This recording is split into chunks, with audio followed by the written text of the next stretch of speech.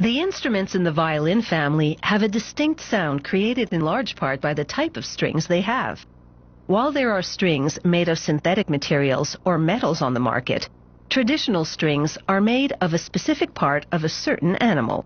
Stay tuned for the details.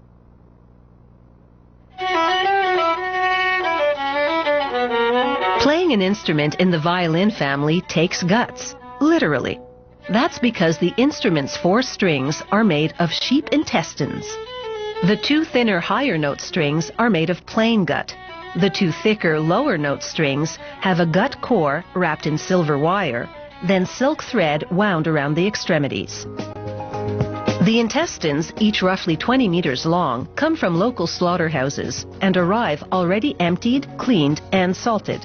The first step is to soak them in cold water for 1 to 2 days. This starts a controlled, very smelly decomposition, which helps loosen up the intestine's components. Next, using half a piece of wood cane, the string maker scrapes off the outer layers of fat and mucosa membranes. Then, 5 times a day for a week, he softens the gut in an alkaline potash bath and pulls it against a handmade copper thimble. This gently scrapes away the waste remnants until the gut is a tube of pure, transparent muscle, at which point he slices it with a splitting horn into 2 gut ribbons of differing widths. The thinner right one for making violin strings, the thicker left one for making cello and double bass strings. During the scraping phase, guts sometimes break apart. Rather than discard these pieces, the string maker knots them together to produce full-length strands. The string maker's assistants cut the gut ribbons into 7-meter lengths and bleach them for 4 days. This prevents the gut from turning brown.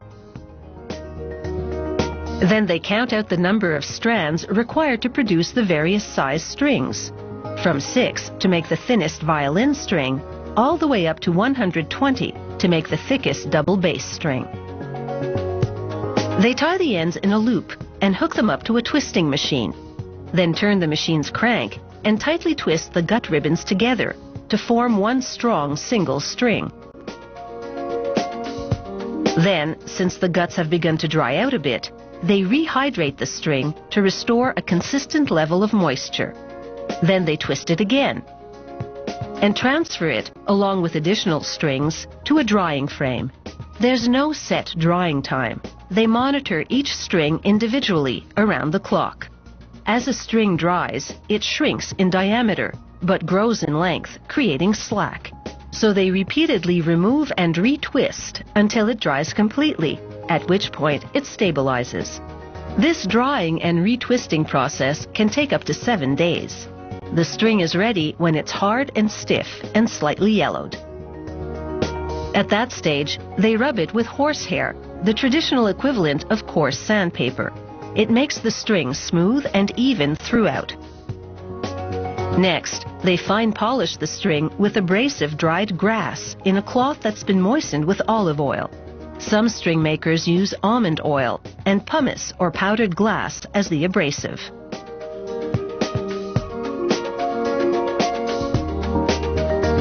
They sever the strings from the drying frame and cut them to standard lengths.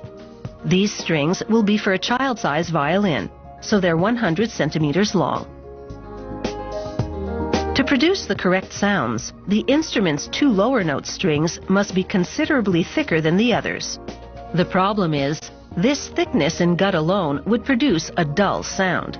So they wrap the string in sterling silver wire, silver being 7 times denser than gut. This gives the string the right sound and a loud, brilliant tone with minimal thickness. Next, for decoration, they wrap the top and bottom of these gut core strings with silk thread. On a violin string, the silk runs about 1 centimeter long on each end. On a longer cello string like this one, about 5 centimeters. The finished string is ready to be inserted into its retail packaging. There are less expensive synthetic strings on the market.